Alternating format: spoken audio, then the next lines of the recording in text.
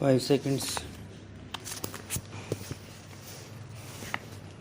Sir, I support the demands for grants presented by the Ministry of Agriculture, and I would like to submit one thing in this regard. Our country is considered to be an agricultural country where about 70% of the total population is dependent on it, and it is also the main occupation of the people in rural areas.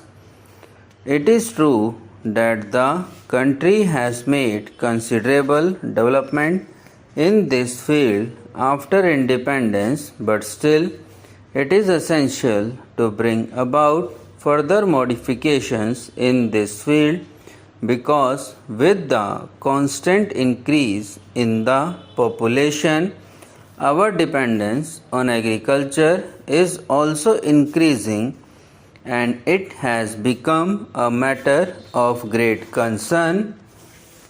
We have to find out a way to reduce this dependence. About 2 years back, some states of our country like Gujarat, some parts of Andhra Pradesh and Rajasthan were hit by one of the most severe drought after independence, but the government under the worthy leadership of Shri Rajiv Gandhi readily met the challenge and did not let other parts of the country face any problem due to drought. The ministry deserves to be congratulated, facing the challenge with all its might.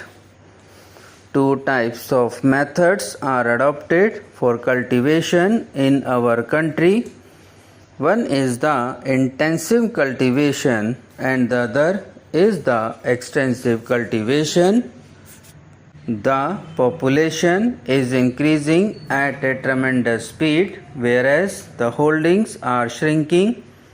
So it has become essential to emphasize the need for intensive cultivation.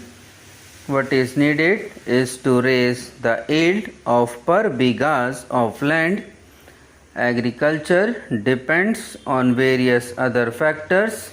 A farmer cannot reap a good harvest unless power supply and irrigation facilities are available to him. So far as irrigation is concerned, a few dams and canals have been constructed and pumping sets have been installed to fulfill the purpose of irrigation.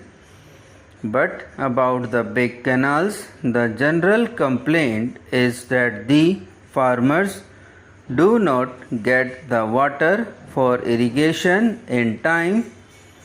Though in Kanpur district canals have been constructed and pump sets have been installed, but the water supply does not reach the fields at the tall end, and the farmer suffer as a result thereof. I would like the central government to hold consultations with the state governments and make certain arrangements so that water reaches the tail end of the fields where the facilities of canals, pump sets, etc. are already there. There is a common complaint that the farmer do not get remunerative price for their produce. The agricultural prices are fixed every year by the Agricultural Prices Commission, but the government should evaluate the criteria of fixing agricultural prices. These criteria should be further modified in order to enable the farmers to sell their produce at a remunerative price. Even today, the main grievance of the farmers is that they do not get a price for their produce which is proportionate to the cost and the hard work they do. So, the government should pay attention to this also. The knowledge of the techniques of agriculture is increasing in our country very rapidly. The agricultural universities are set up. The government are conducting research in the fields, but it appears that this knowledge is used in some limited areas only. Therefore, a comprehensive program should be chalked out so that the benefit of this knowledge could be made available to all.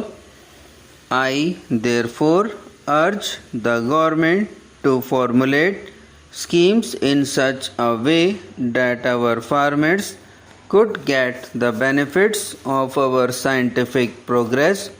To increase agricultural production, the government is aware that the farmers have to face the natural calamities of flood and drought every year.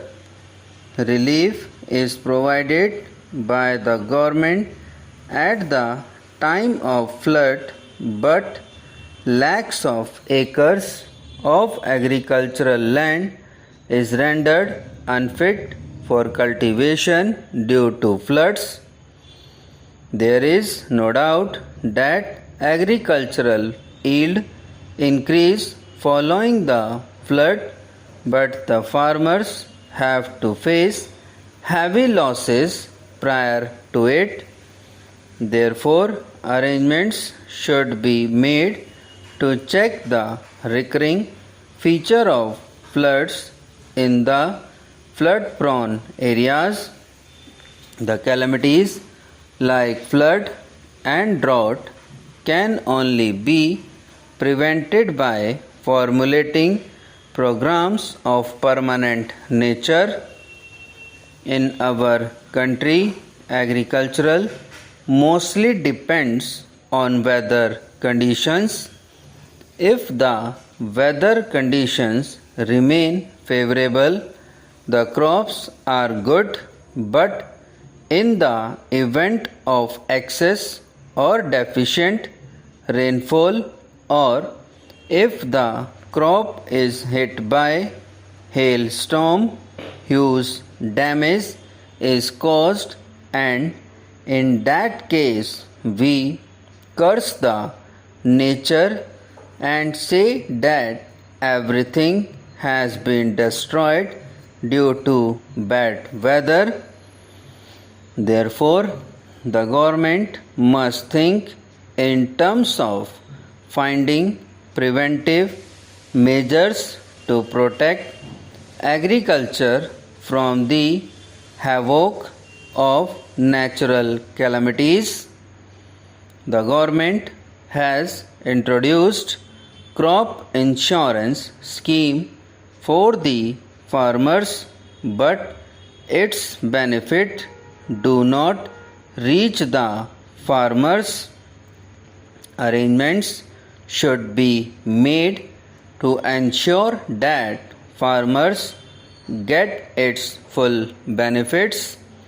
The crop should be insured in every part of the country to ensure that its benefits reach every farmer all over the country. Each one should be covered under this scheme. Subscribe now and press the bell icon. Never miss an update.